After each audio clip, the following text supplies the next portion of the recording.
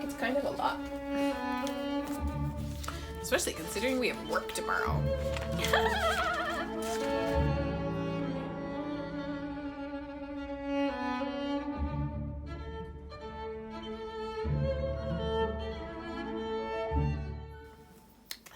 Welcome back to Tea and Lit, everybody. Today we are going to be continuing our Dark Academia playlist, and we are going to be talking our Dark Academia series that is in a playlist that you can check out.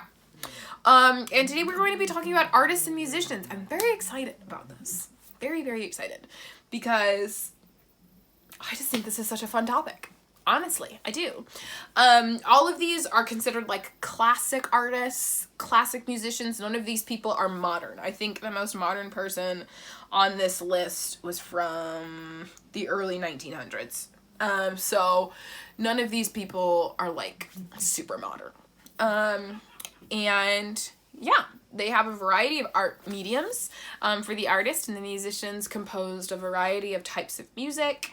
Not types of music, but for various instruments.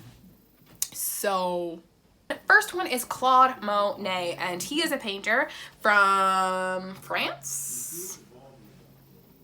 Yep, he was French. He was around during the late 1800s to the early 1900s. My favorite work of his is called The Artist's Garden in Giverny. And then Women in the Garden is also another one. I love natural paintings. I have found that about myself. A lot of the paintings that I'm most attracted to whenever I go to the museum are paintings of like outdoors. People outside or things happening outside. Probably because I just like it outside. Sometimes when there's no bugs. Anyway, that's beside the point. Next up is Van Gogh. Now, I did not have a full appreciation for Van Gogh until I watched the Doctor Who episode, which is pathetic, but it is the nature of reality. Van Gogh was an excellent, amazing painter, a beautiful soul that was just so broken that, like, you just want to give Van Gogh a snuggle. I just want to give Van Gogh a snuggle now. I want to give the actor who played Van Gogh a snuggle.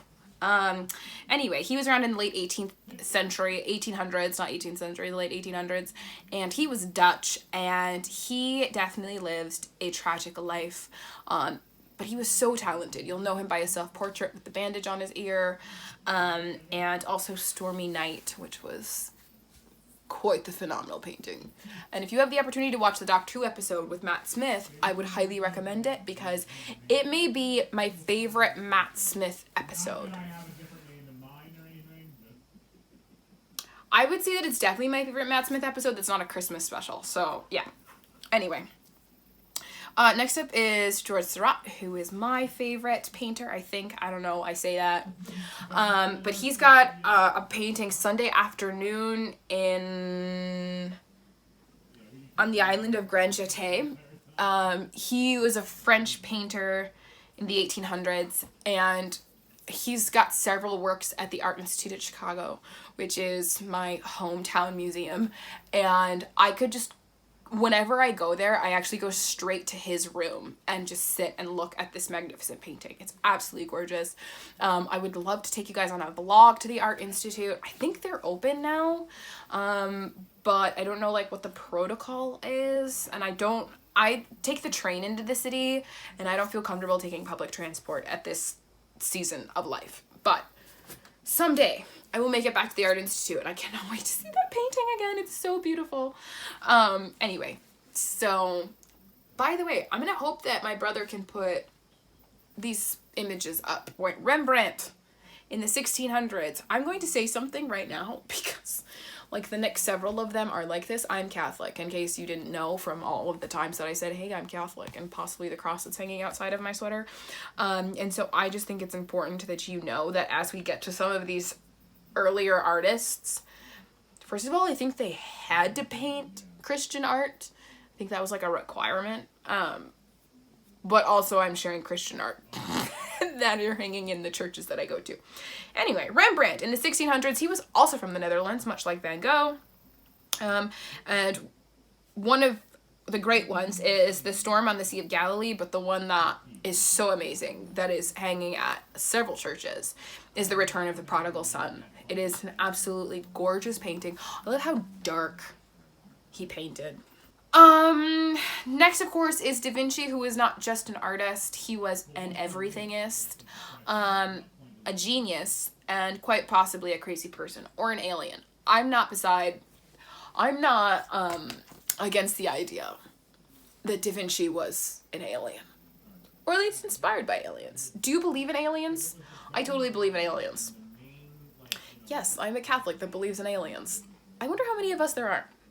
Anyway, Da Vinci, he was in the late 1400s. He was Italian, and he had several works, obviously, like the Mona Lisa is probably one of his most popular.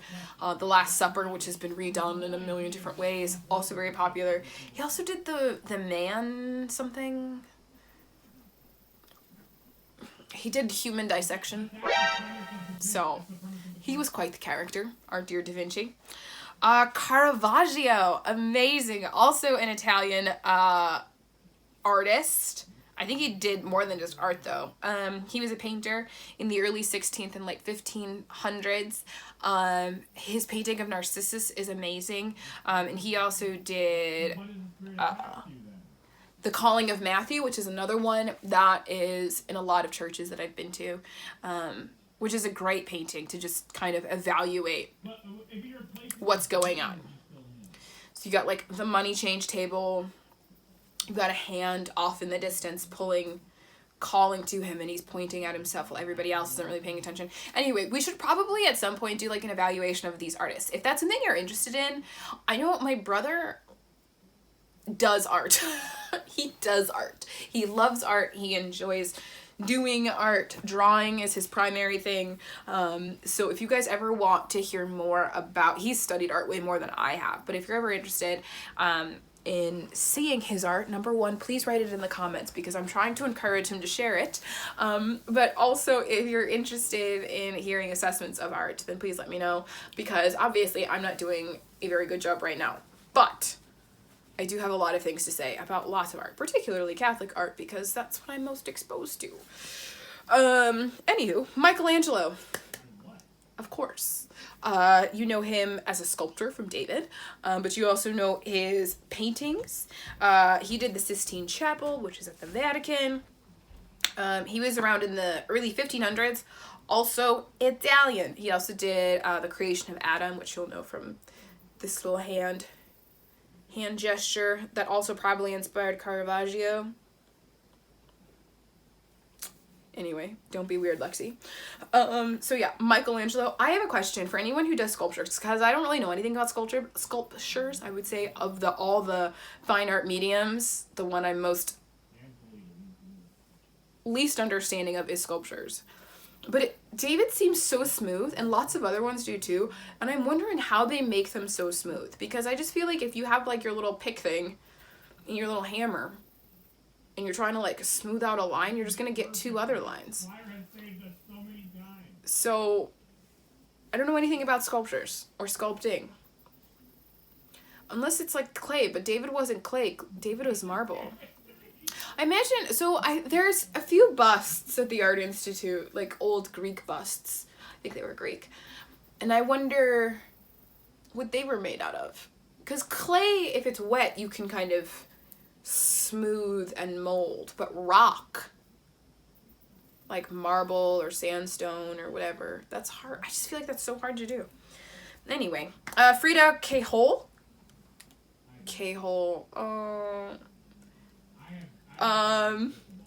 That was a reference to a Sarah J. Maas series, in case you didn't know. She is a Latina from the early 1900s. She's the only female on this list. Please forgive me.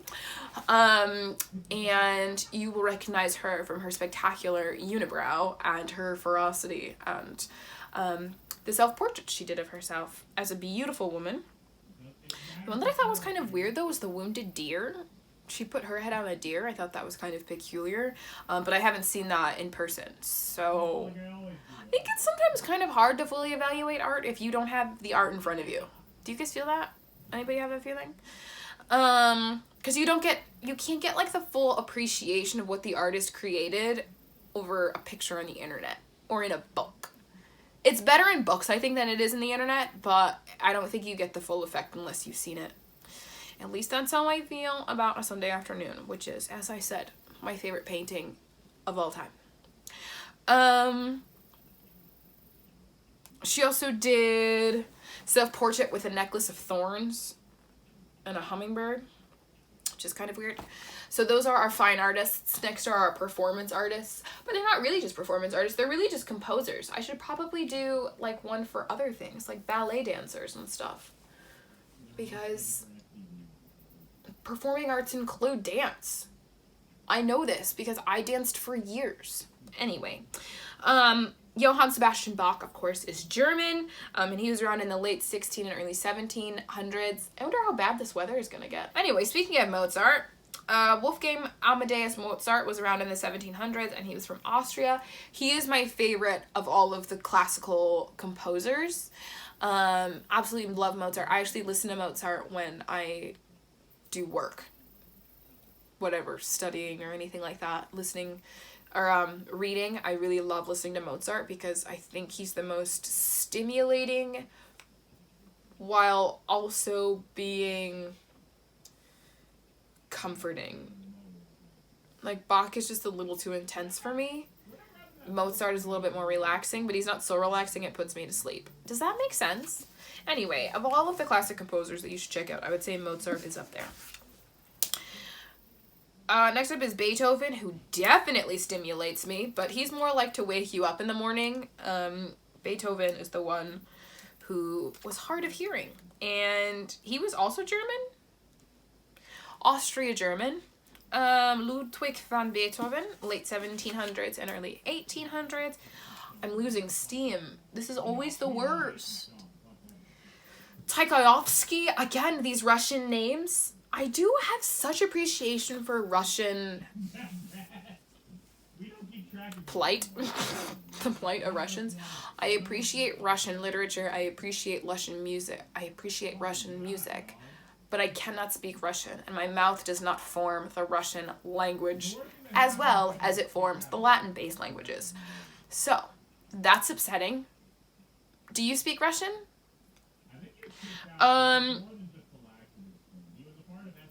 He was in the 1800s. Piotr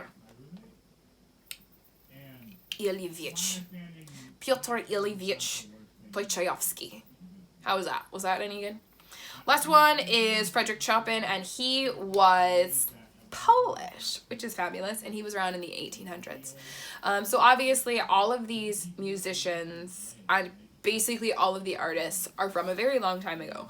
But one of the things about Dark Academia is that we have a great appreciation, I'm checking off my video, have a great appreciation for classic works, and I think part of that stems from these works of classics are classics for a reason. They have transcended time and they've transcended space.